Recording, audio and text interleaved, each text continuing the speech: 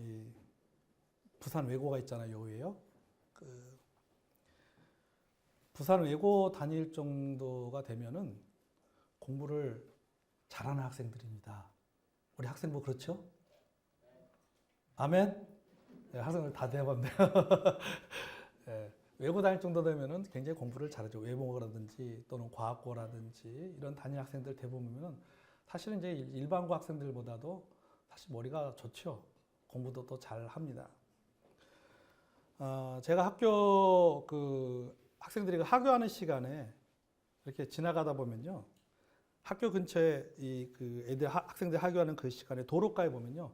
차들이 쭉 서 있어요. 학생들 태우기 위해서 자기 자녀들 태우기 위해서 차들이 쭉 대기하고 있습니다. 그래서 제가 한 번은요. 그 도로가에 정체되어 있는 그 차들의 차종을 살펴보았습니다. 차종. 어떤 차들이 주로 있나. 한 70%는 외제차 같아요. 뭐 벤츠, 또 BMW, 뭐 주로 외제차들이 한 70% 정도 되고 나머지 는 국산차 한 30% 정도 되는 것 같습니다. 제가 이것을 보면서 내린 결론이 무엇인가 하면요. 자녀들의 성적은 부모의 재력에 따라 달라질 수 있다라고 하는 겁니다. 동의하십니까? 부모가요. 돈이 많으면요. 실력 있는 선생님을 붙여서요. 사교육시킬 수 있어요. 입시 코드를 붙여서 소위 말해서 학종 점수, 학생부 종합 전형 점수를 높게 받도록 도와줄 수 있습니다. 여러분 얼마 전에 그 사람들이 많이 봤던 드라마 그 스카이 캐슬 같은 경우가 그런 거 아니에요?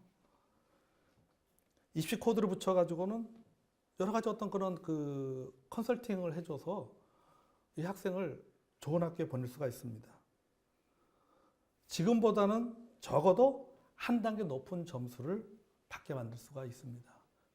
제가 서울에 있을 때 강남에서 과외를 하시는 분의 이야기를 들었어요. 저한테 그러더라고요. 과외를 받으면은 과외 받은 학생과 안 받은 학생의 차이가 뭐냐면 과외를 받으면 한 단계가 더 올라간대요.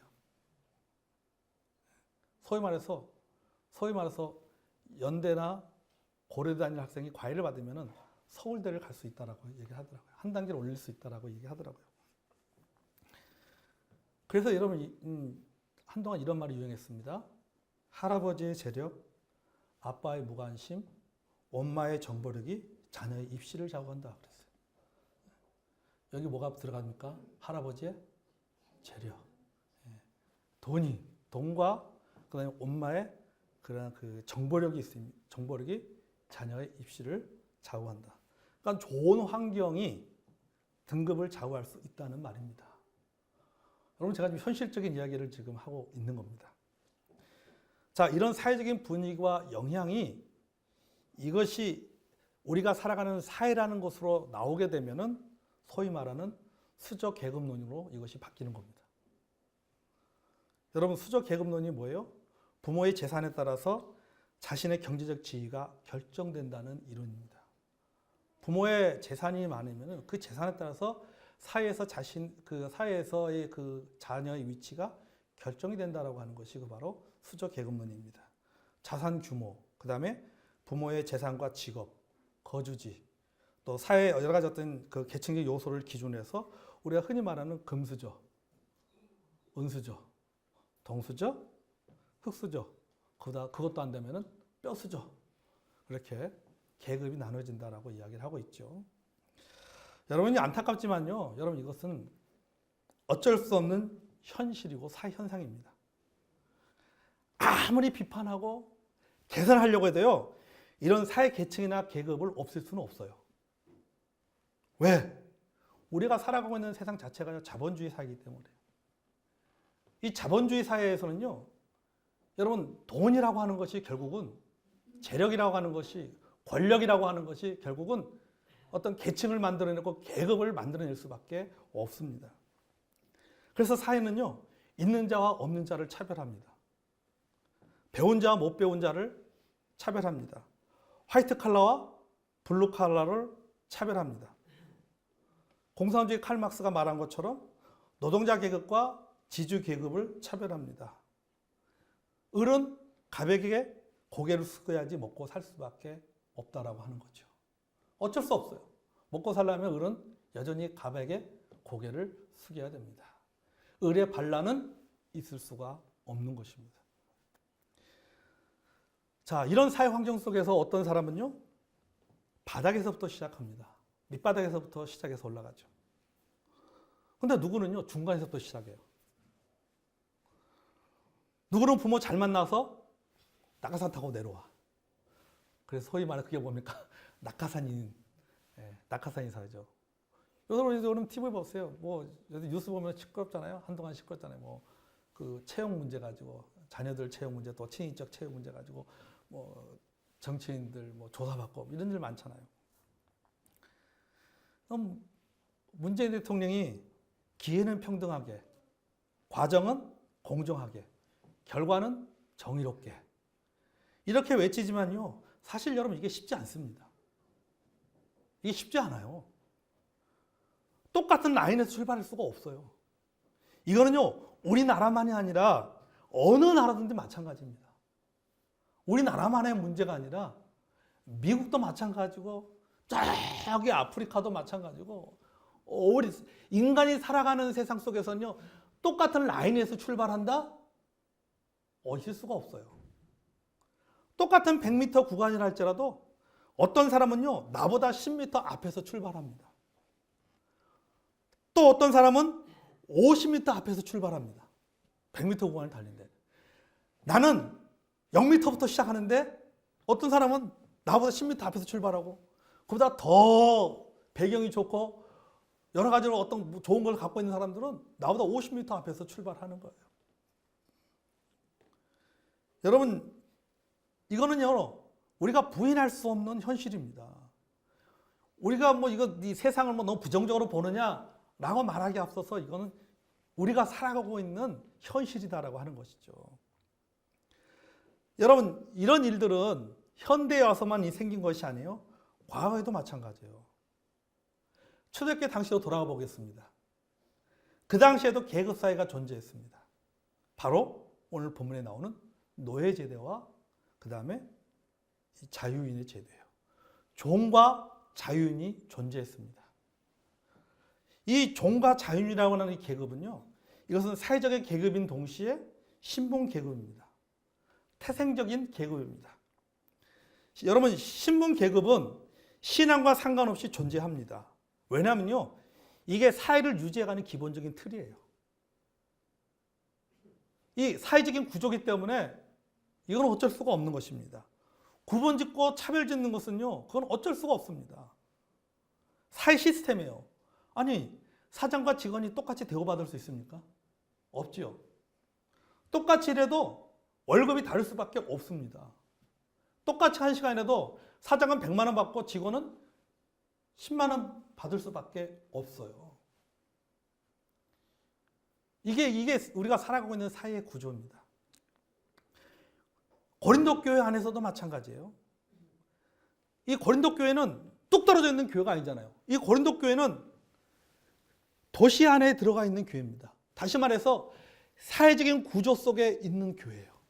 그러다 보니까는 그 사회가 가지고 있는 구조와 시스템들이 그대로 교회 안에 들어오게 되고 교회에서 그것을 영향을 받을 수밖에 없는 것이죠.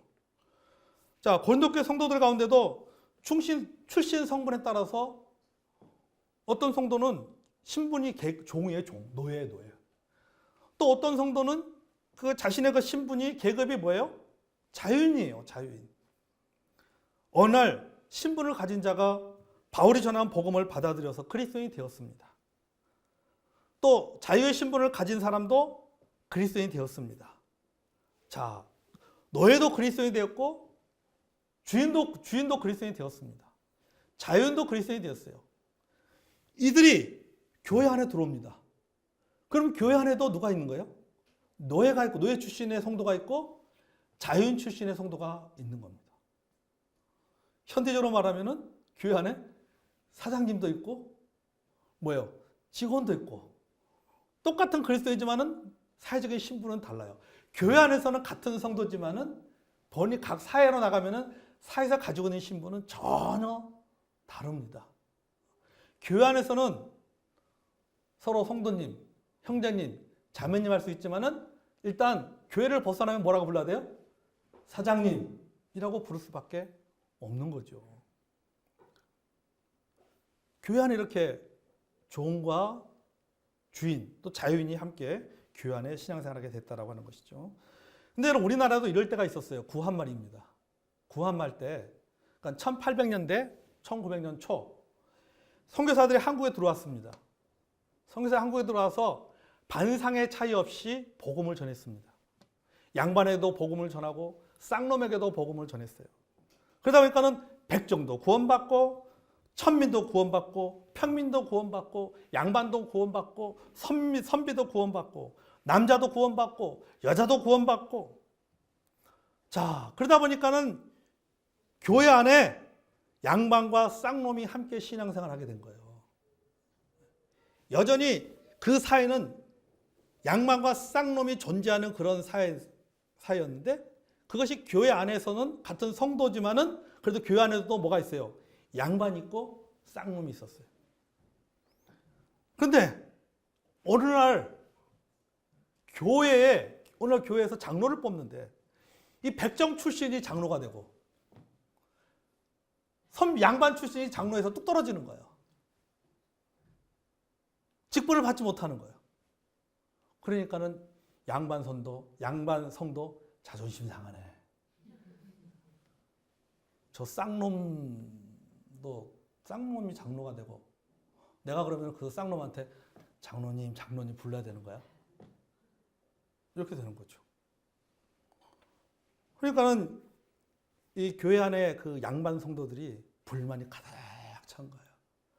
그래서 우리는 이 쌍놈들하고 천민들하고 같이 함께 예배드릴 수 없다. 교회 다닐 수 없다. 해가지고 그들이 나와버립니다. 교회를. 그래서 쌍놈 교회가 생겼고 양반 교회가 생겼어요. 여러분 우리 한국 초기 기독교 역사에 보면요. 양반들이 모이는 교회가 있었고 쌍놈들이 모이는 교회가들이 있었습니다. 교회가 갈라지는 거예요. 양반들이 모이는 교회, 쌍놈들이 모이는 교회로 갈라지게 됐죠. 여러분 지금도 미국은요. 목사가 백인이냐 흑인이냐에 따라서 교회를 구성하고 있는 성도들의 피부 색깔이 달라지는 교회들이 많이 있습니다. 사실은 많이 있어요. 미국이란 나라는 여러분 인종차별이 여전히 심한 나라잖아요. 그것이 교회 안에서도 그 인종차별이 존재를 합니다. 존재하는 데가 많이 있어요. 그래서 담임 목사가 백인이면은 그 교회 성도들의 구성원들이 대부분 백인들이에요. 흑인이면은 대부분 성도들의 구성원들이 흑인입니다. 그래서 여러분 아시다시피 남북전쟁 있잖아요. 남북전쟁. 남북전쟁의 키워드가 그 이슈가 됐던 게 뭐니까 노예제도잖아요. 노예제도 때문에 문제였단 말이에요. 근데 자 남쪽과 북쪽에는 장로교가 많았고 남쪽에는 침례교회가 많았습니다. 남쪽에는 농사를 많이 져요. 그러니까 뭐가 필요한 거예요? 노동력이 필요한 거예요. 노동력이 필요하다 보니까는 절대적으로 일꾼이 필요한데 그 일꾼들을 대부분 누가 그 일을 했냐면 흑인들이 그 일을 한 거예요. 그러니까 남쪽에서는 당연히 노예 해방을 반대할 수밖에 없는 거죠. 북쪽은 공업이 발달했으니까는. 왜? 사람이 일할 것을 기계가 대신하니까는 그 영향을 받지 않는 거죠. 그래서 이 남쪽에 침례교가 있었잖아요. 남침례교회. 그래서 침례교회에는 백인 목사님들이 많습니다. 역사적으로 쭉 올라가 보면요. 백인 많아요. 어쨌든 여러분이 신분 제도가 신앙에 영향을 주고 있었다라고 하는 겁니다. 여러분 이 고린도 교회 안에 신분제로 인한 신앙의 문제가 발생했습니다. 자, 노예 신분으로 있던 어떤 사람이 구원받았습니다. 영적으로 죄의 종에서 자유함을 얻게 되었습니다. 그러자 자신의 사회적 신분도 변화되어야 한다는 강박감에 빠지게 됐어요. 자기가 노예 신분이라는 것을 부끄럽게 생각했습니다. 교회 와보니까는 똑같은 성도인데 누구는 자유인이에요. 근데 나는 뭐예요? 나는 노예 신분이야. 그걸 부끄럽게 생각한 거죠. 여러분 호주의 한인교회들 가면요. 영주권을 가진 성도들이 있습니다. 그 다음에 소위 말해서 불법 거주인 성도들도 있습니다. 교회 안에 영주권을 갖고 있는 성도, 시민권을 갖고 있는 성도, 그 다음에 불법 거주자. 다시 말해서 이게 자기 나라로 가야 되는데 안 가고 그냥 눌러 앉은 그런 성도들이 함께 혼재 그 안에 있는 거예요. 근데 이게 한인교회들 같은 경우는 이게 그 안에서 문제가 되는 거예요. 서로 간에 문제가 되는 거예요. 그러니까 서로 간에 알게 모르게 이게 파가 생기는 거죠. 시민권을 갖고 있는 성도들, 영주권을 갖고 있는 성도들, 그 다음에 불법 이민 성도들 이렇게 갈라지는 그것이 교회 안에 문제가 되어지는 교회들도 종종 있습니다. 그러니까 마찬가지로 고린도 교회도 교회 안에 들어와 보니까는 전에는 그게 부끄럽지 않은데 부끄러운 거예요. 내가 노예 신분을 갖고 있다라고 하는 것이 부끄러운 거예요. 그리고 자유 신분을 갖고 있는 성도를 보니까 뭐 하겠어요? 부러운 거죠. 아, 나도 저렇게 자유인이 되었으면 좋겠다. 그걸 부끄럽게 여기는 것입니다. 그러다 보니까 교회 안에서 자유의 신분을 갖고 있는 성도들 보니까 자꾸 뭐냐면 위축이 되어지는 거예요. 자, 예를 들어 여러분, 사장님과 평사원이 같은 교회를 다닌다고 생각해 보세요. 같은 성도라 해도 아무래도 평사원 출신의 성도는 교회 안에서 자기 회사, 자기 월급 주는 사장님을 보면은 아무래도 위축될 수밖에 없죠. 신경이 안 쓸 수가 없습니다. 신경이 쓸 수밖에 없는 겁니다. 그거하고 똑같은 거예요. 자, 바울은 이런 마음을 가지고 있는 노예 신분의 성도들에게 뭐라고 말하냐면은 염려하지 말라. 이렇게 말씀했어요. 염려하지 말라. 다른 성경은요, 마음 쓰지 말라고 번역했습니다. 그것에 네가 노예 신분이라고 하는 것에 대해서 마음 쓰지 말라. 왜냐? 노예 신분이 부끄러운 것이 아니기 때문이에요. 중요한 것은 영혼의 변화이지 신분의 변화가 아니다라고 하는 겁니다. 그러므로 너의 신분이 믿음의 걸림돌이 될 수 없다. 그런 너희들 부끄럽게 생각하지 말라. 내가 노예 출신의 성도를 한다 할지라도 자유 출신의 성도 앞에서 기죽지 말라는 거예요. 그걸 얘기하고 있는 거예요. 기죽지 말라. 부끄럽게 생각하지 말라. 그것에 마음 쓰지 말라. 너무 강박관념에 빠지지 말라. 이 얘기를 지금 바울이 하고 있는 겁니다. 21절 보겠습니다. 너가 종으로 있을 때 부르심을 받았느냐? 염려하지 말라. 그러나 네가 자유롭게 될 수 있거든 그것을 이용하라. 자, 그리스도인이 된다는 것은 사회적인 신분의 변화를 의미하는 것이 아니다. 하지만 그렇다고 해서 사회적 신분이 변할 수 있는 기회, 즉 노예에서 자유인이 될 수 있는 기회가 주어진다면 그 기회를 포기하지 말라는 겁니다. 좋은 기회가 주어진다면 그 기회를 포기하지 말라는 거예요. 너의 신분을 부끄럽게 생각하지 말라. 하지만 만약에 자유인이 될 수 있는 기회가 주어진다면 그 기회를 잡으라는 겁니다. 아멘? 잡으라는 거예요. 여러분, 앞에서도 말했지만요. 과거나 현재나 계급 사회는 존재합니다. 과거에는 출신 성분으로 계급 사회가 존재했다면 오늘날에는요. 경제력, 학벌, 권력으로 여러분 나뉘어지잖아요. 그래서 있는 자, 가진 자는요, 당당하고 없는 자는 기가 죽어 삽니다. 배운 자 앞에서 못 배운 자는요, 입 다물고 지내야 됩니다. 괜히 기가 죽는 것입니다. 그런데 주님은 뭐라고 말씀하고 있어요? 그 기가 죽어 있는 그에게 주님 뭐라고 말씀하고 있는 겁니까? 기죽지 말라. 이렇게 말씀하고 있는 겁니다. 아멘? 기죽지 마, 이거예요. 그거 가지고 불평하지 마, 이거예요. 그거 가지고 비교하지 마. 이 말씀하고 있는 겁니다. 왜? 이 세상의 지혜가 전부가 아니기 때문이에요. 이 사회가 구분해 놓은 계급이 너의 가치가 아니라는 거예요. 너의 가치가 있다. 흙수저라고 기죽지 말고, 금수저라고 교만하지 말고. 그랬잖아요. 이게 뭐라 했어요? 자유인이라면 너가 누구에 속한 자? 그리스도의 종이라는 것을 기억하라고 얘기하잖아요. 금수저라고 교만하지 마라. 그러니까 서로가 서로에서 비난할 필요가 없다. 원망도 하지 말고 불평도 하지 말고 주어진 삶에 감사하라는 겁니다. 그 자리에서 하나님께서 주신 사명을 감당하라고 말씀하고 있는 것입니다. 그리고 만약에 너에게 신분 상승의 기회가 주어진다면 그 기회를 놓치지 말고 잡으라는 거예요. 그러니까 내게 주어진 삶 속에서 감사하고 최선을 다하고 또한 한 단계 더 앞으로 발전할 수 있는 기회가 주어진다면 그 기회를 놓치지 말고 잡으라는 겁니다. 바울이 그걸 이야기하는 거예요. 여러분, 내가 처해 있는 사회 위치에 대해서 우리가 감사하고 또 하나님께서 한 단계 더 상승할 수 있는 기회를 하나님께 주신다면 여러분 그 기회를 놓치지 말고 적극적으로 잡을 줄 아는 저 여러분이 되기를 원합니다. 아멘. 우리 학생들은 그래야 돼요. 하나님께서 기회를 주실 때 그 기회를 잡을 줄 알아야 돼요. 앉아서 원망만 하지 말고 불평만 하지 말고 비교만 하지 말고 감사하고 기회가 주어지면 잡아야 된다고 하는 거죠. 자, 여러분 우리가 기회를 놓치지 않고 잡기 위해서는 어떻게 해야 됩니까? 준비해야 되는 거예요, 준비.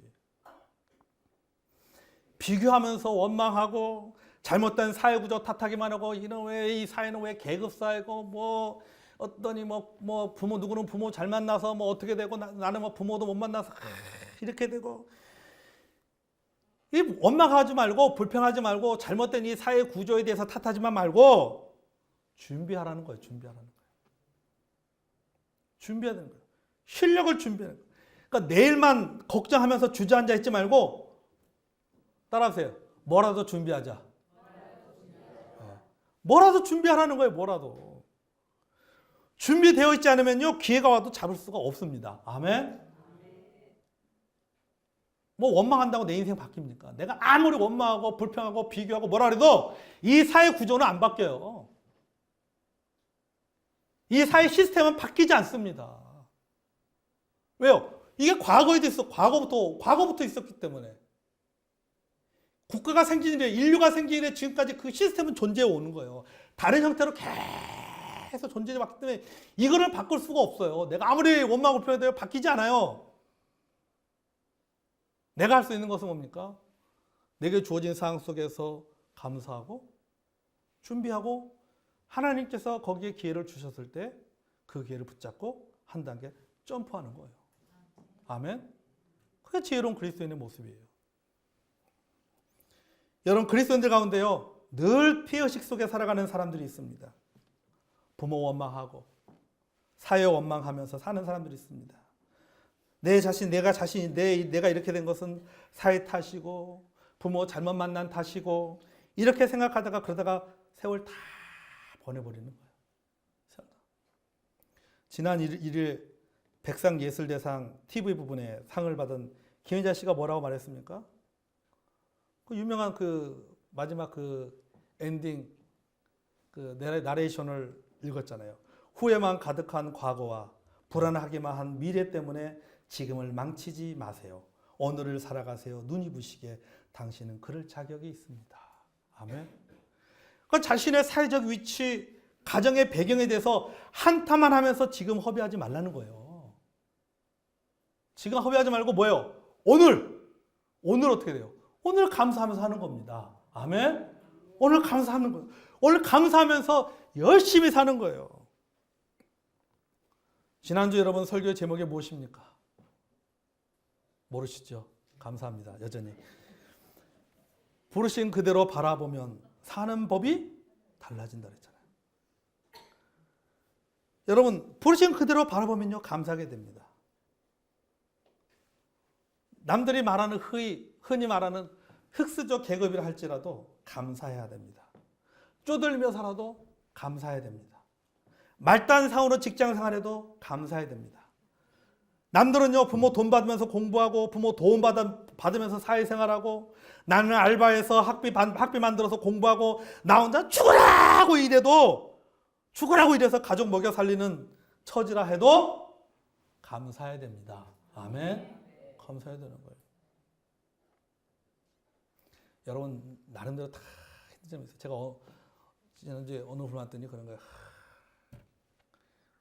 우리 애가 지금 서울에 있는 그래도 굉장히 중상위급 되는 대학에 다니는데 4학년인데 속상하는 거예요. 왜 속상해 하세요? 했더니 얘가 공무원 시험을 준비해요. 공무원 시험 준비할 바에 서울까지도 안 보냈지. 그러시는 거예요. 차라리 여기서 대학을 보냈지. 그러는 거예요. 서울로 대학을 보냈더니 기껏 하는 게 공무원 시험 준비. 여러분 그만큼 힘들다는 거잖아요. 사실은요. 취업하기가 그만큼 좋은 대학을 나와도 그만큼 취업하기가 힘들다라고 하는 겁니다. 그러니까 나름대로 다 힘든 거예요. 다 힘든 거예요. 지방에 있는 학생들, 지방에 있는 학생들은 힘들고 서울에 있는 학생들은 서울에 있는 학생대로 힘든 겁니다. 다 힘든 거예요. 그러니까 내가 지방에 있든 서울에 있든 내가 어떤 상황과 처지에 있든 간에 우리는 뭐합니까? 감사해야 됩니다. 아멘? 네. 왜 그런지 아세요? 22절에 있잖아요. 주 안에 부르심을 받은 자는 종이라도 주께 속한 자요. 또 그와 같이 자유로 있을 때 부르심을 받은 자는 그리스도의 종이니라. 아멘? 왜 감사해야 되느냐? 나는 주께 속한 자이기 때문입니다. 아멘? 주께 속한 자이기 때문이에요. 세상에 비록 사회 구조 때문에 흙수저로 살 수밖에 없지만 사회는 경제력, 학벌, 권력, 가정 배경에 따라 사회적 계급을 만들고 계층을 만들어서 대하지만 하나님 보시기에 나의 계층은 뭡니까? 하나님 보시기에 나의 가치는요, 이 모든 계급과 계층을 초월한 자유인이에요. 그리고 난 누구에 속한 사람입니까? 주께 속한 사람입니다. 아멘? 주께 속한 사람이기 때문에 우리는 감사할 줄 알아야 돼요. 아멘? 여러분, 주께 속했기 때문에, 내가 주께 속했기 때문에 하나님께서 나를 책임져 주십니다. 아멘. 여러분의 자녀들을 책임지게 주는 겁니다. 부모님 여러분. 아멘. 우리 학생들도 마찬가지예요. 우리 학생들도 마찬가지입니다. 여러분이 주께 속했기 때문에 주님이 여러분의 인생을 책임져 주십니다. 아멘. 그런 믿음이 필요해요. 그런 믿음을 가지고 살아야 돼요. 나는 주께 속했기 때문에 주님이 나를 책임져 주실 것이다. 그런 믿음을 가지고 살아야지 계급사회에서 살아갈 수가 있어요. 기죽지 않고, 원망하지 않고, 불평하지 않고 감사함으로 살아갈 수가 있는 겁니다. 자, 여러분, 나의 가치가 어느 정도 되겠습니까? 나의 가치가 어느 정도 될까? 어느 정도 될 것 같아요? 여러분의 가치는요, 저와 여러분의 가치는요, 예수님 목숨값입니다. 아멘. 예수님 목숨값이에요, 목숨값. 여기 보세요. 23절. 너희는 값으로 사신 것이다. 라고 말하잖아요. 아멘. 값으로 사셨다. 이 값이 무슨 값입니까? 예수님의 피값이에요. 생명값입니다. 값 중에 가장 비싼 값은요, 생명값이에요. 누가 여러분에게 1조를 주면서 생명 달라고 하면 주겠습니까? 죽는데 1조가 무슨 소용이 있어? 살아있을 때 1조가 의미가 있어요. 내가 죽은데 1조가 무슨 의미가 있어요? 마태복음 16장 26절에 사람이 만일 온 천을 얻고도 제 목숨을 잃으면 무엇을 유익하리요? 사람이 무엇을 주고 제 목숨을 바꾸겠느냐? 이렇게 말씀하는 거죠. 그러니까 목숨보다 귀한 것이 없다라고 하는 것이죠. 그런데 예수님께서 이 귀한 목숨값을 지불하시고 우리를 샀어요. 아멘. 죄에서 샀습니다. 죽음에서 샀습니다. 심판에서 우리를 샀어요. 여러분, 이 세상은요, 잠깐입니다. 하지만 내세는 영원한 거예요. 이 세상에 만들어 놓은 계급은요, 잠깐입니다. 예수님이 오면요, 다 무너지고 맙니다. 예수님이 오면요, 다 무너지고 마는 구조예요. 여러분, 그렇기 때문에 이 땅에서는요, 이런 계급이나 사회 구조는 의미가 없어요. 내가 뼈수저든 흙수저든 동수저든 은수저든 금수저든 간에 근본적인 문제, 즉 영혼의 문제가 해결되지 않으면 어떤 수저를 들고 있다 할지라도 아무런 의미가 없는 겁니다. 아멘. 여러분, 뼈수저 인생도요, 절망하고 금수저 인생도 절망하며 살아갈 수밖에 없어요. 아무리 좋은 수저 가지고 있고, 아무리 공부 많이 했고, 아무리 좋은 학벌 가지고 있고, 아무리 돈이 많아도 여러분, 문제 앞에서는 다 똑같습니다. 문제도 다 똑같아요. 배 아프면 병원 가야 돼요. 자녀들이 속썩이면 괴로워하는 거는 똑같은 거예요. 그때는 아무런 소용 없어요. 돈이 많아도 무엇도 가면 아무런 소용이 없는 거예요. 성공한 인생이 아니에요. 뭐 금수저를 갖고 있다고 그것이 성공한 인생이 아니에요. 내가 좀 더 다른 보다 좋은 사회적 위치에 있다고 해서 그것이 성공한 인생이 아니에요. 여러분, 주님께서 값으로 산 존재가 되었다라고 하는 것은요, 인생의 가장 근본적인 문제와 가장 중요한 문제가 해결된 존재라는 겁니다. 아멘? 속된 말로요, 믿는 구석이 생긴 거예요. 아멘? 그래도 믿는 구석이 생긴 거예요. 믿는 구석이. 내 안에 가장 귀한 보물을 가진 존재가 되었다는 것입니다. 자, 이거를 우리가 수저 계급론으로 따지면요, 예수님 수저예요. 아멘. 예수님 수저, 예수님 수저. 그렇기 때문에 세상 사람들이 정해놓은 수저 계급론에 위축되지 않아야 됩니다. 계급이나 계층을 비교하면서 열등감을 가지거나 교만해서는 안 돼요. 여러분 24절 볼까요? 결론입니다. 24절 같이 한번 읽읍시다. 시작.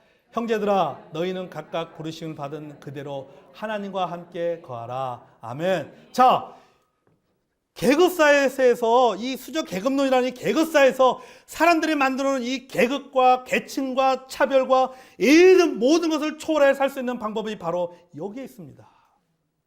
그게 뭐예요? 하나님과 함께하는 삶이에요. 하나님과 함께하는 삶. 노예의 자리에 있든지 자유인의 자리에 있든지 간에 그 자리에서 하나님과 함께하는 삶이 내 인생의 최고의 자리고 최고의 계급이고 최고의 인생입니다. 아멘. 왜 수저 타령합니까? 왜 탓합니까? 하나님과 함께하지 않았기 때문에 탓하는 거예요. 하나님과 함께하는 삶을 살지 않기 때문에 세상 탓하고 부모 탓하고 환경 탓하고 이 사람 탓하고 저 사람 탓하는 거예요. 하나님과 나와 함께하는. 여러분, 모든 자를 부하게 하시고 가난하게도 하시고 모든 사람을 높이기도 하시고 낮추기도 하시고 모든 사람을 살리기도 하고 죽이기도 하시는 분이 누구예요? 하나님이잖아요. 아멘. 그 하나님이 나와 함께하기 때문에 그 하나님이 나와 함께한다는 그런 믿음에 있는 사람은요, 하나님과 함께하는 사람은요, 신세 타령하지 않습니다. 아멘. 흙수저니 금수저니 따지잖아요.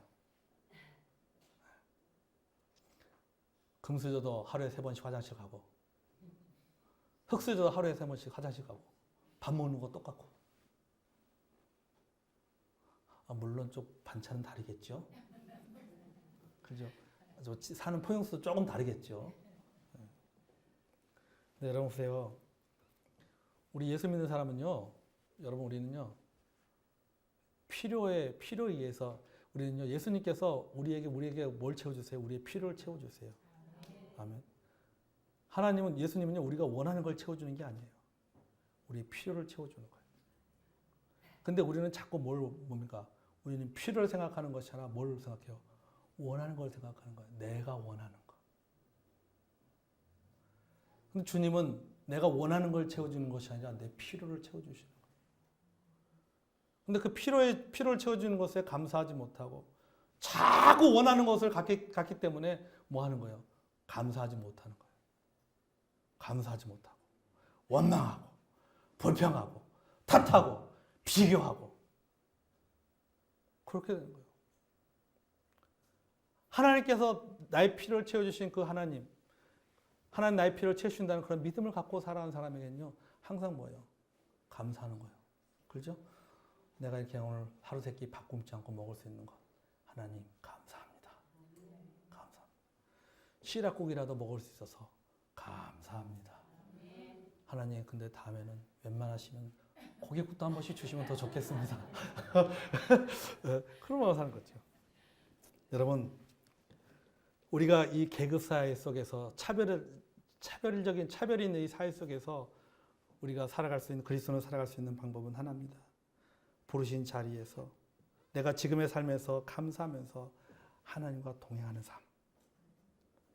그럴 때 여러분, 우리는 감사하며 살 수 있고 그 계급사회를 초월한 그런 행복한 삶을 살게 될 줄로 믿습니다. 아멘. 부르심을 받은 그대로 살아가면 사는 법이 달라진다. 사는 법이 달라진 거예요. 하나님 나와 함께하기 때문에 사는 법이 달라지는 거예요. 세상을 바라보는 눈이 달라지는 거예요. 우리 여러분이 감사할 게 얼마나 많이 있습니까? 그렇죠? 저는요, 제가 어제 막 배산 둘레길 쫙 걸으면서요, 야, 이게 행복이구나 그랬어요. 새소리 들리고, 사람 소리 들리고, 바람 소리 들리고, 개소리 들리고. 근데요, 걸으면서 뭘 생각해? 하느님 감사합니다. 야, 이게 행복이구나. 이게 행복이에요, 여러분. 얼마나 행복합니까? 막 그 숲길을 걸었는데 얼마나 행복한지 몰라요.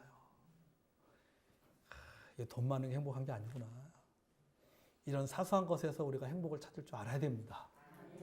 저와 여러분이 사소한 것 행복 찾고, 내가 뭐 금수저든 무슨 은수저든 동수저든 흙수저든 뼈수저든 상관하지 않고, 나는 무슨 수저를 갖고 있다? 예수의 수저를 갖고 있다. 여러분 감사함으로 살아가는 저 여러분이 되기를 원합니다. 아멘. 우리 찬송하겠습니다.